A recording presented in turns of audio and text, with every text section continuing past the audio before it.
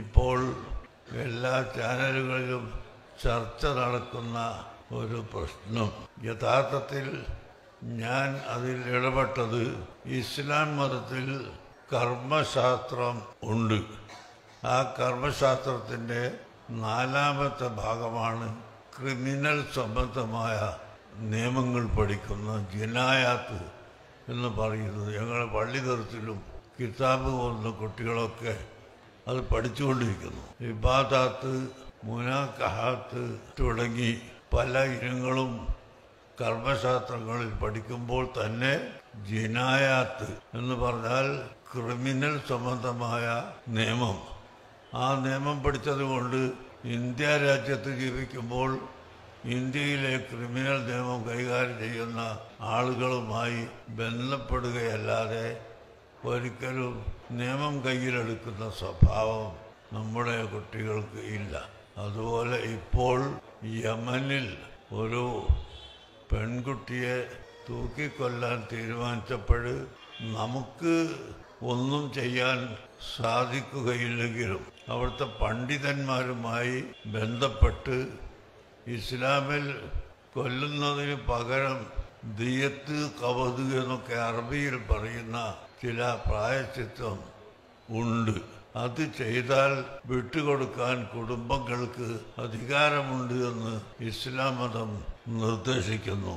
ഈ കാര്യം ഞങ്ങൾ അവിടെയുള്ള ആളുകളെ ബന്ധപ്പെട്ട് ജഡ്ജിമാരോടും കുടുംബങ്ങളോടും സംസാരിക്കുകയും അതിൻ്റെ ചർച്ച ഇപ്പോഴും അവിടെ നടന്നുകൊണ്ടിരിക്കുകയുമാണ്. കുടുംബക്കാർ മുഴുവനും സമ്മതിക്കാതെ വിട്ടുകൊടുക്കാൻ കോടതിക്ക് അധികാരമില്ല.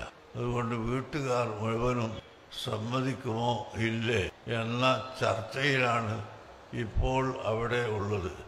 ഏതായാലും നമ്മുടെ വാക്കുകൊണ്ട് അങ്ങനെ ഇസ്ലാം മതത്തിൽ സൗകര്യങ്ങളുണ്ട് എന്നും ഇസ്ലാം മതം ഒരു വർഗീയവാദത്തിൻ്റെയോ വർഗീയ പ്രസ്ഥാനത്തിൻ്റെയോ മതമല്ല എന്നും ലോകത്തിന് പഠിപ്പിച്ചു കൊടുക്കലും ജനങ്ങൾക്ക് നന്മ ചെയ്യാൻ ശ്രമിക്കലും ഞങ്ങളുടെ കർത്തവ്യമാണ് എന്ന നിലക്കാണ് ഞാൻ വിഷയത്തിൽ ഇടപെട്ടിട്ടുള്ളത്.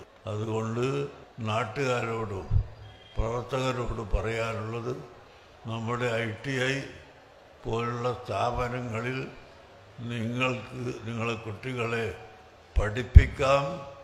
തീർച്ചയായും അവർ പഠിക്കുകയും വിജയിക്കുകയും കഴിഞ്ഞ കാലത്ത് ജോലി സമ്പാദിച്ചതുപോലെ ഇനിയും ജോലി സമ്പാദിക്കാൻ കഴിയുകയും ചെയ്യുമെന്ന് നിങ്ങളോട് ഓർമ്മപ്പെടുത്തി. നമ്മുടെ രാജ്യത്ത് വിദ്യാഭ്യാസവും തൊഴിലുമുള്ള ആളുകളെ വളർത്തിയെടുക്കാൻ എല്ലാ ആളുകളും ശ്രമിച്ചാൽ തന്നെ ഒരളവോളം തൊഴിലില്ലായ്മ കൊണ്ടുണ്ടാകുന്ന കുഴപ്പങ്ങളും വിദ്യാഭ്യാസമില്ലായ്മ കൊണ്ടുണ്ടാകുന്ന കുഴപ്പങ്ങളും അവസാനിപ്പിക്കാനും സമാധാനം കൈവരുത്താനും നമുക്ക് സാധിക്കുമെന്ന്